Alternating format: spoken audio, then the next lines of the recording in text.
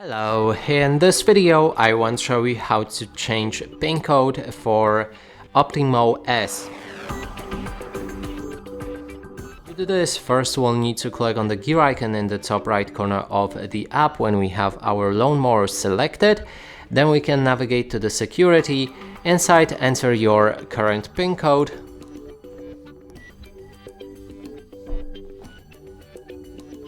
And right here we can change the pin code by clicking on that button.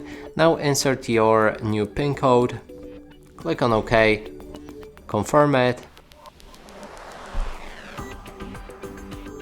and the pin code should be changed. And that's it for this video. Hope you like it. Please consider subscribing to our channel, leave a like and a comment below.